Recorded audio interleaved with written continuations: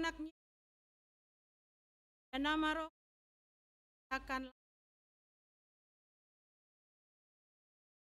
lakukan Tuhan yang jawablah hatiku, maka wajahmu cari ya, janganlah menyembah wajahmu telah terangku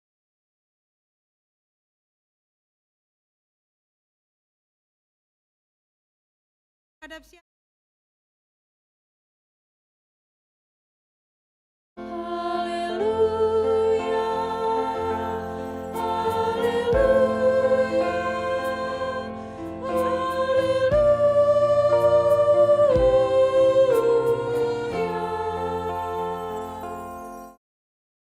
Mari kita berdoa.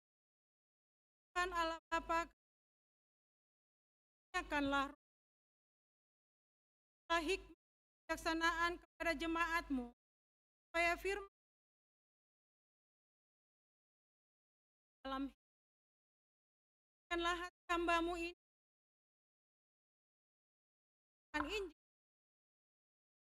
terjemah yang di dalam tetap setia mengikuti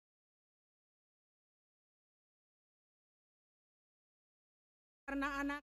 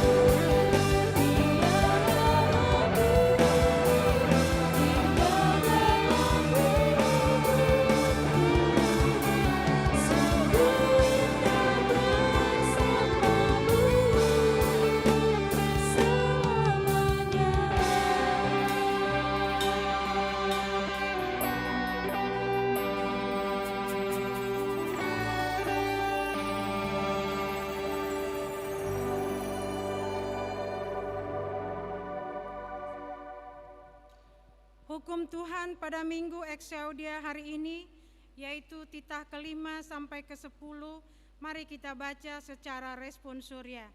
Titah ke-5, hormatilah Bapa Ibumu, agar engkau berbahagia dan lanjut umurmu di bumi yang diberikan Allah kepadamu.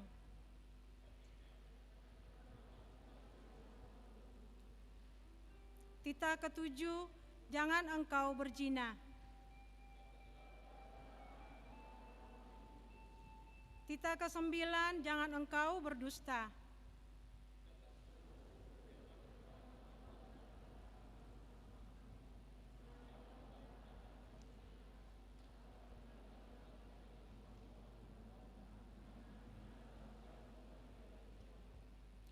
Marilah kita berdoa memohon kekuatan dari Tuhan kita. Ya Tuhan Allah, kuatkan kami untuk melakukan yang sesuai dengan hukum-Mu. Amin.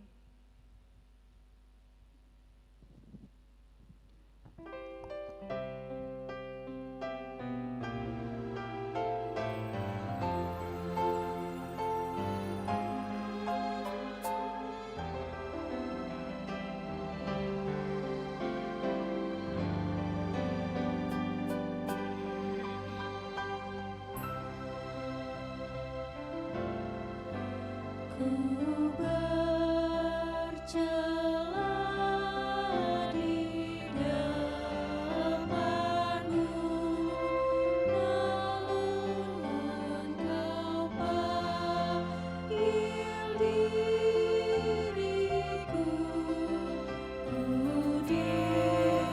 Ku dikuduskan darah-Mu, ya Anak Domba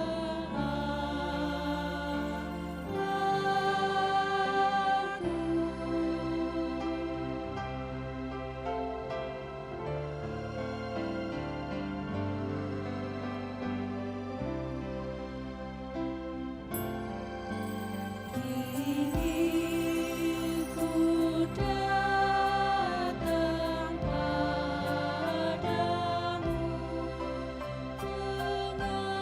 dengan banyaknya dosaku. Darah-Mu telah membasuhku, ya Anak Domba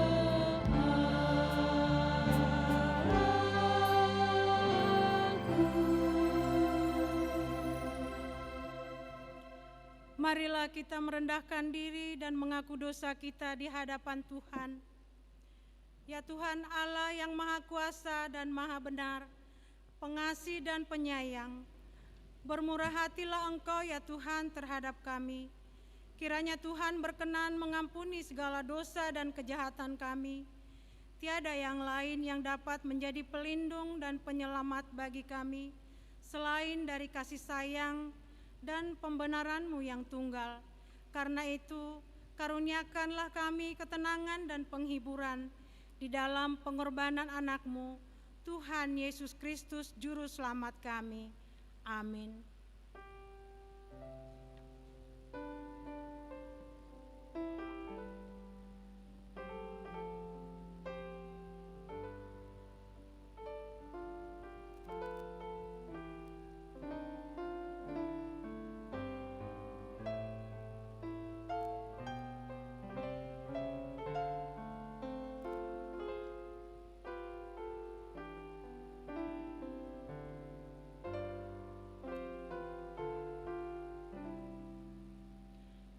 kita mendengarkan janji Tuhan tentang pengampunan dosa kita. Demikian firman Tuhan, tetapi engkau mendapati aku dengan dosamu, engkau menyusahi aku dengan kesalahanmu. Akulah dia yang menghapus dosa pemberontakanmu, oleh karena aku sendiri dan aku tidak mengingat-ingat dosamu. Kemuliaan bagi Allah di tempat yang maha tinggi. Amin.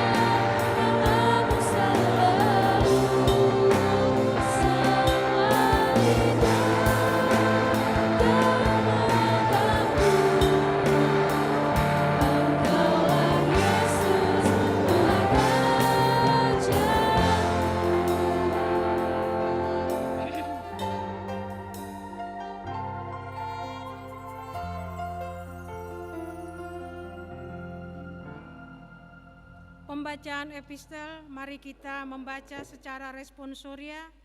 Firman Tuhan yang menjadi epistel pada Minggu Eksyode ini tertulis dalam kitab Yohanes 17 ayat 6 sampai ayat yang ke-19. Aku telah menyatakan namamu kepada semua orang yang engkau berikan kepadaku dari dunia. Mereka itu milikmu dan engkau telah memberikan mereka kepadaku dan mereka telah menuruti firman-Mu.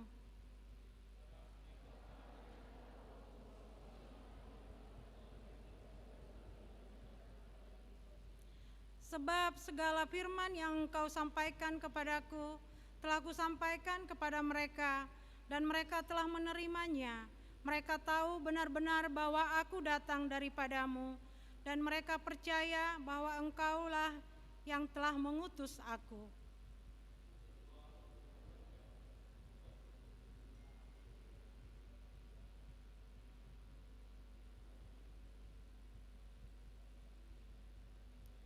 Dan segala milikku adalah milikmu, dan milikmu adalah milikku, dan aku telah dipermuliakan di dalam mereka.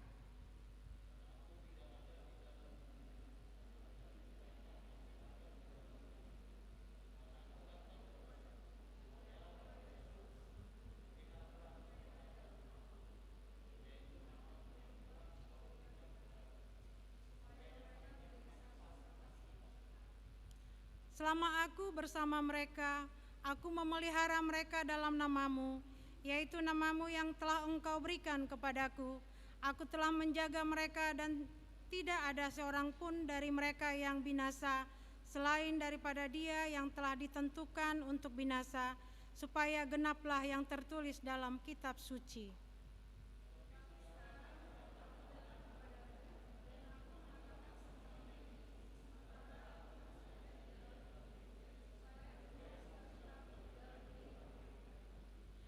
Aku telah memberikan firman-Mu kepada mereka, dan dunia membenci mereka, karena mereka bukan dari dunia, sama seperti aku bukan dari dunia.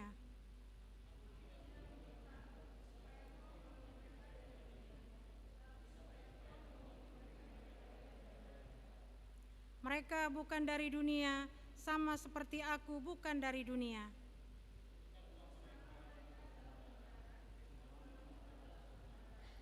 Sama seperti engkau telah mengutus aku ke dalam dunia, demikianlah pula aku telah mengutus mereka ke dalam dunia.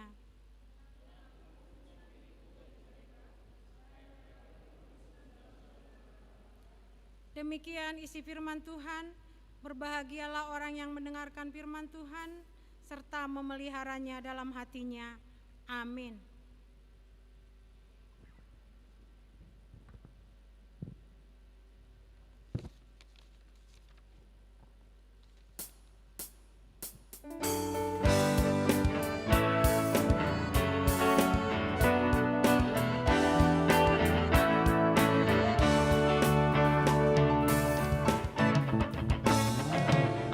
Aku rela menderita karena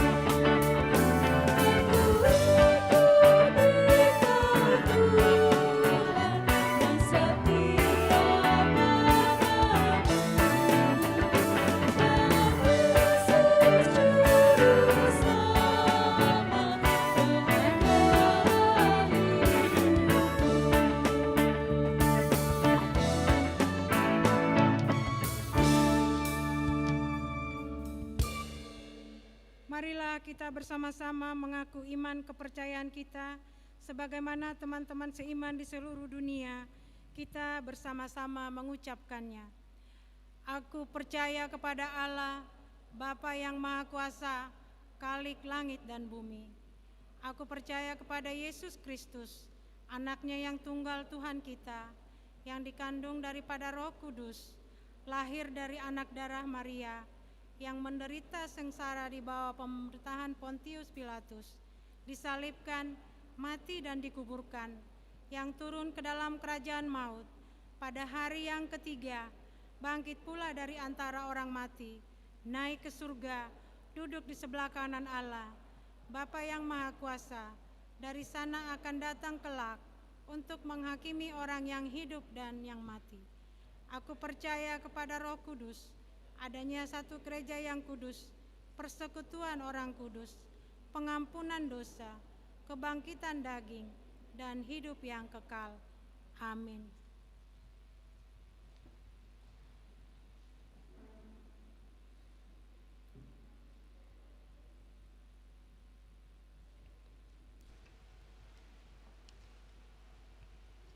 Shalom, selamat hari Minggu untuk kita semua. Yang pertama, hari ini Minggu 16 Mei 2021 adalah Minggu Eksaudi. Topik minggu ini adalah kebahagiaan orang benar. Yang kedua, pelayanan ibadah kebaktian dapat kita lihat di slide. Yang ketiga, berita dan pengumuman. Yang pertama, pertukaran mimbar pelayanan penuh waktu distrik 19 Bekasi. Hari ini, Minggu 16 Mei 2021, distrik 19 Bekasi mengadakan pertukaran mimbar pelayanan penuh waktu. Bapak Pendeta Denard Wilfred Siregar STH MA melayani di HKBP Durenjaya, Bibelfro Wamilda Silofide Boro Tinambunan melayani di HKBP Bekasi Timur Permai. Pada saat pertukaran mimbar ini, kita mengumpulkan persembahan yang diperuntukkan bagi pelayanan distrik 19 Bekasi. Untuk itu, marilah kita persembahkan yang terbaik bagi Tuhan. Yang kedua, ibadah hari peringatan turunnya Roh Kudus. Pada hari Minggu 23 Mei 2021 adalah pesta pertama peringatan turunnya Roh Kudus atau Pentakosta 1. Jemaat kita akan mengadakan ibadah 3 kali, pagi, siang, dan sore. Kita akan mengumpulkan persembahan ke depan yang diperuntukkan ke pekabaran Injil HKBP. Pada hari Senin 24 Mei 2021 adalah pesta kedua, peringatan turunnya Roh Kudus atau Pentakosta kedua. Ibadah dilakukan hanya 1 kali pukul 20 WIB. Dihimbau kepada seluruh anggota KOR supaya mengisi KOR di acara ibadah. Kita akan mengumpulkan persembahan ke depan yang diperuntukkan ke keadilan, perdamaian, dan keutuhan ciptaan atau KPKC. Yang ketiga, dana pengadaan sarana parkir dan jalan. Untuk pembayaran tanah yang dibeli jemaat kita seluas 573 meter, yang akan dipergunakan sebagai sarana parkir dan jalan. Panitia membutuhkan dana sebagai pembayaran tahap pertama sebesar 1,2 miliar. Sesuai dengan keputusan rapat jemaat dan panitia dana tanggal 22 April 2021, yang diharapkan oleh panitia untuk pembayaran tanah tersebut adalah melalui janji iman jemaat dan pencarian dana keluar melalui proposal. Untuk itu dihimbau kepada semua jemaat supaya menetapkan janji imannya masing-masing. Yang keempat, persembahan ke dalam poti parasian. Dalam rangka pelaksanaan pengumpulan dana untuk pengadaan sarana parkir dan jalan melalui persembahan ke dalam poti parasian, maka teknis pelaksanaan adalah setiap jemaat yang terbuka hatinya untuk memberikan persembahan secara sukarela dengan memberikan persembahan tersebut ke poti parasian setelah persembahan kedua setelah khotbah. Jemaat dipersilahkan untuk maju ke depan menyerahkan persembahan untuk dimasukkan ke poti parasian. Setelah semua jemaat menyerahkan persembahan ke poti parasian, dilanjutkan dengan doa penutup. Kiranya persembahan yang disampaikan oleh jemaat menjadi berkat dan kemuliaan bagi nama Tuhan. Yang kelima, pertanyaan wilayah. Hari Selasa dan Rabu, tanggal 17 dan 18 Mei 2021, jemaat kita mengadakan pertanyaan wilayah yang diadakan di gereja ini, masuk pukul 20 WIB. Untuk itu dihimbau kepada semua warga jemaat agar mengikuti pertanyaan wilayah ini. Wilayah yang mengadakan pertanyaan hari Selasa selama ini yaitu wilayah Yerusalem, Judea, Kanaan, Sion, dan Galilea. Dan tuan rumah pertanyaan untuk hari Selasa adalah wilayah Galilea. Dan yang selama ini mengikuti pertanyaan wilayah hari Rabu yaitu wilayah Bethlehem, Efrata, Hermon, Jetun, dan Nazaret. Dan tuan rumah pertanyaan untuk hari Rabu adalah wilayah Zaitun. Yang keenam, turnamen bulu tangkis harapan HKBP Harapan Jaya. Dalam rangka mempererat tali kasih persaudaraan antara warga jemaat HKBP Harapan Jaya, maka dengan ini pemuda-pemudi HKBP Harapan Jaya akan mengadakan turnamen bulu tangkis dengan informasi sebagai berikut. Pertama, pendaftaran tanggal 14 sampai dengan tanggal 25 Maret 2021. Technical meeting 24.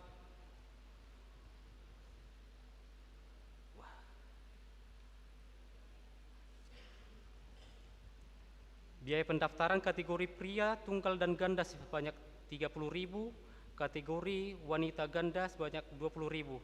Untuk biaya dan pendaftaran dapat menghubungi Saudara Tommy Siregar.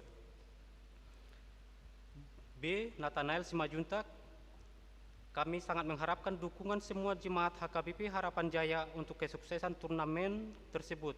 Terima kasih, kiranya kasih karunia Tuhan Yesus memberkati kita semua.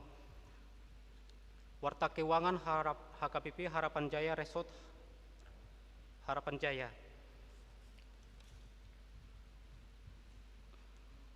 Rekapitulasi keuangan per tanggal 9 Mei sampai dengan 15 Mei 2021.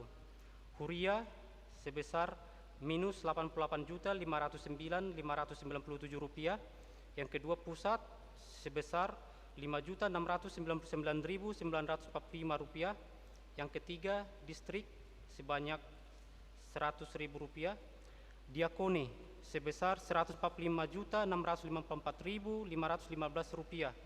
Pembangunan sebanyak 1.300.000 rupiah. Transistoria sebesar 4.650 rupiah. Yang ketujuh pengadaan sarana jalan dan parkir sebesar 267.313.720 rupiah. Ulang tahun. Nama-nama jemaat yang berulang tahun minggu ini tanggal 16 Mei 2020, 16 Mei sampai dengan 22 Mei 2021 sebanyak 33 orang. Selamat ulang tahun, kiranya Tuhan memberkati dan memberi umur yang panjang kepada jemaat yang berulang tahun. Firman Tuhan sebagai landasan bagi sukacita kita terambil dari Ulangan 5 ayat 33. Segenap jalan yang diperintahkan kepadamu oleh Tuhan Allahmu haruslah kamu jalani, supaya kamu hidup dan baik keadaanmu serta lanjut umurmu. Demikian pembacaan warta jemaat pada minggu hari ini. Tuhan Yesus memberkati.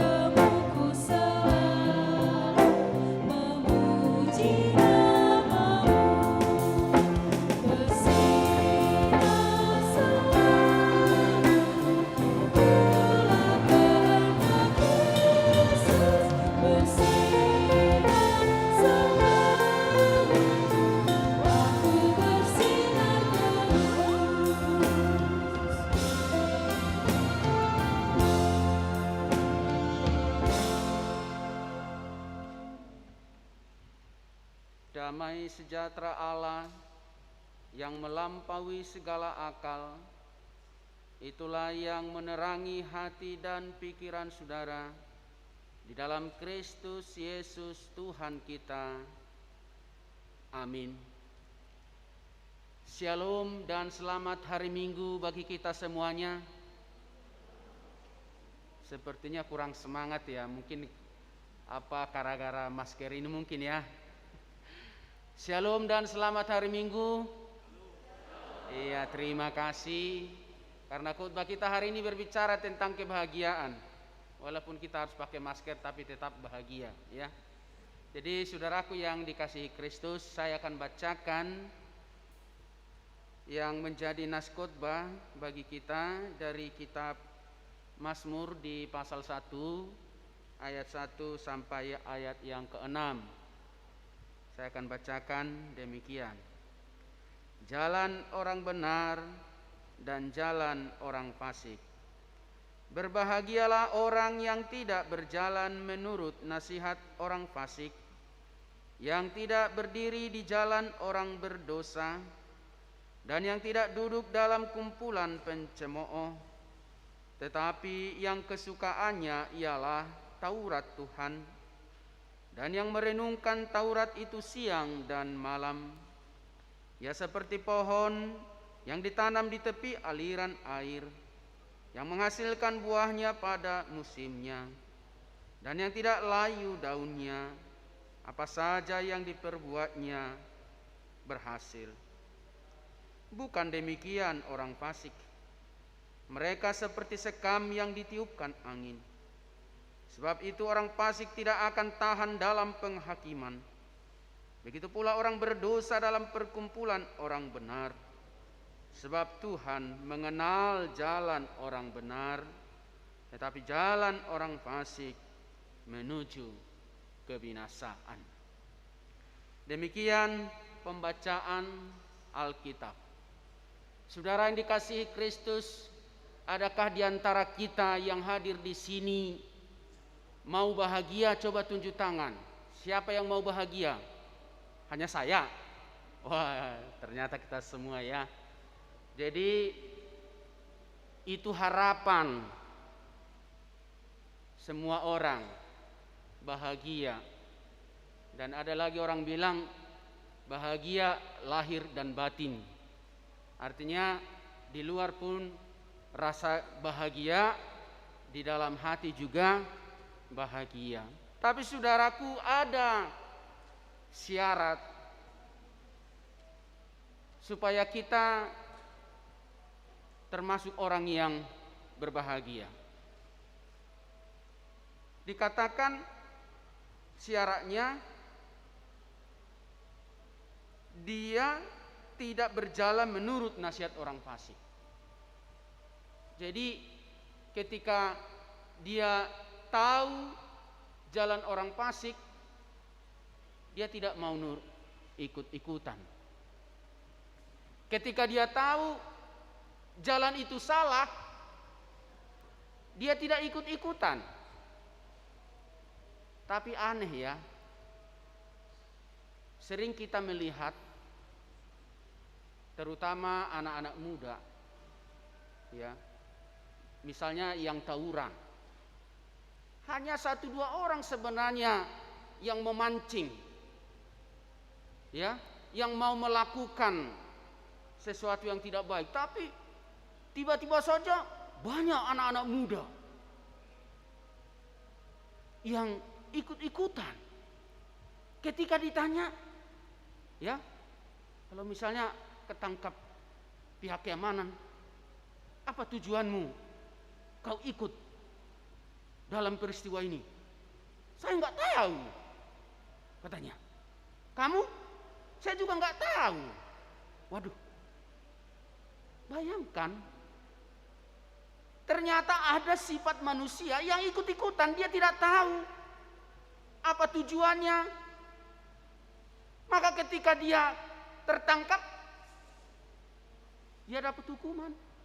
Baru dia terbuka pikirannya, waduh, ternyata saya ini sudah salah. Jadi bisa juga kalau kita hanya ikut-ikutan tanpa kita tahu tujuannya, hati-hati. Tahu dulu tujuannya. Jadi itu kunci supaya bahagia. Tidak berjalan menurut nasihat orang fasik. Ya. Tidak duduk dalam kumpulan pencemooh.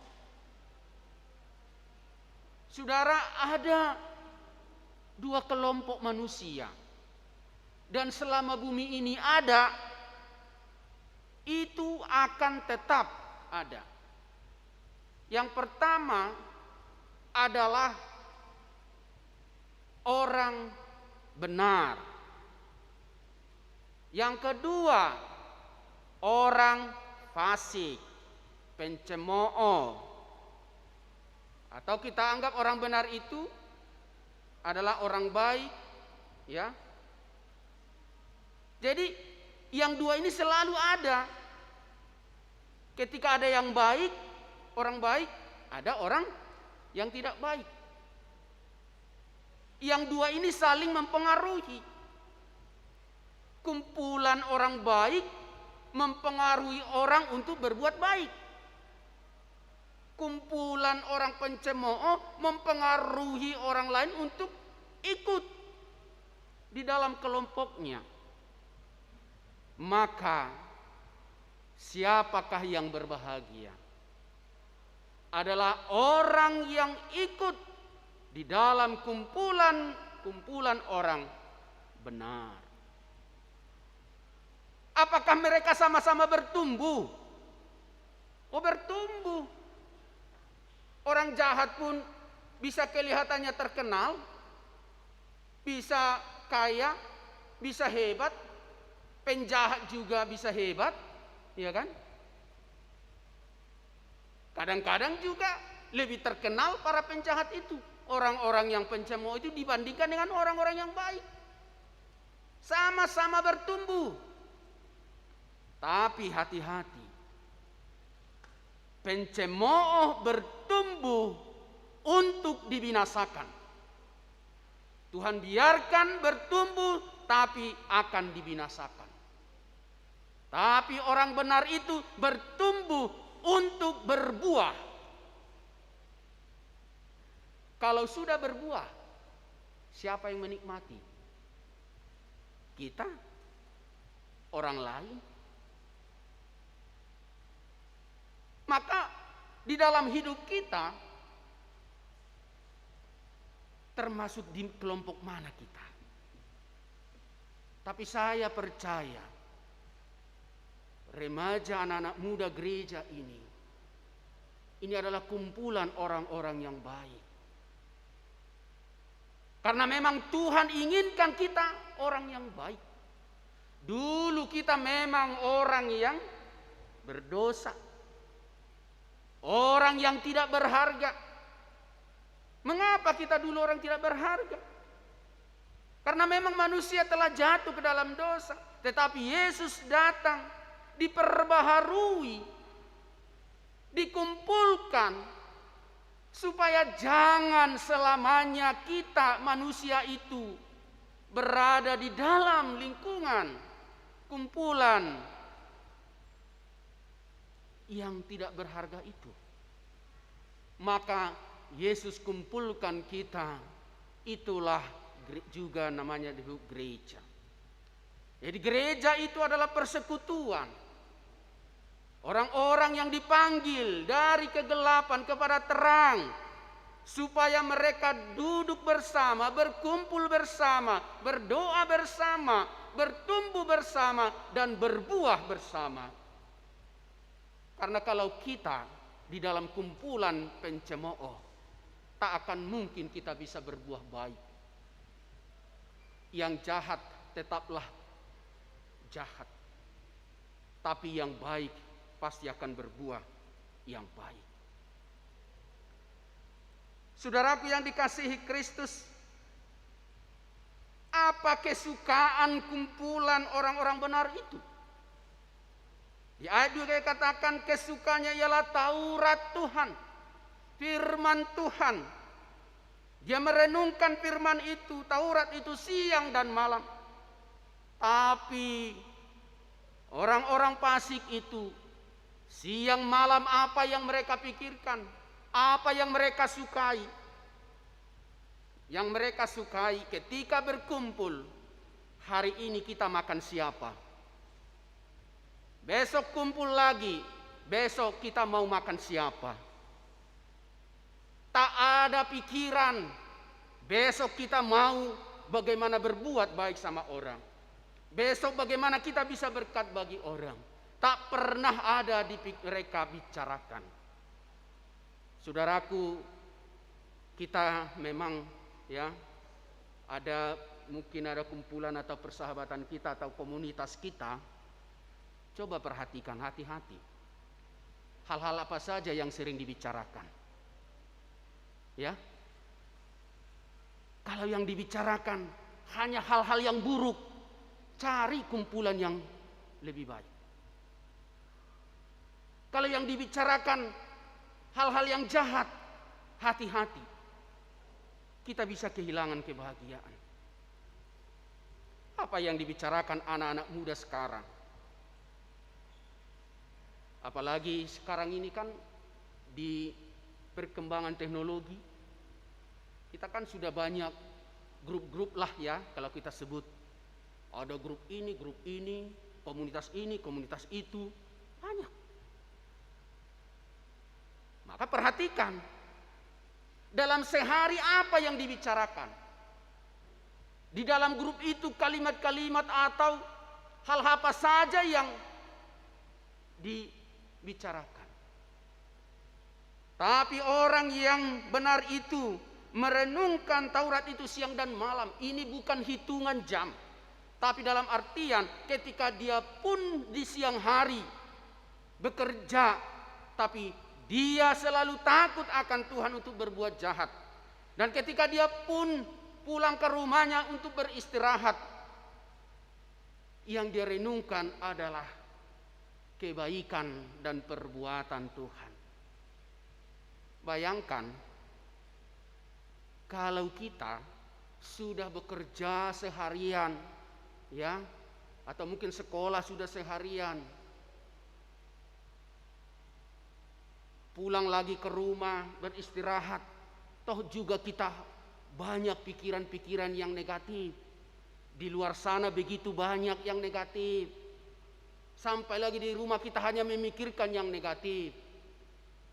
Tidur pun kita tidak akan bisa nyaman. Karena itu kita harus bijaksana memfilter, mengambil apa hikmat dari setiap yang kita lihat.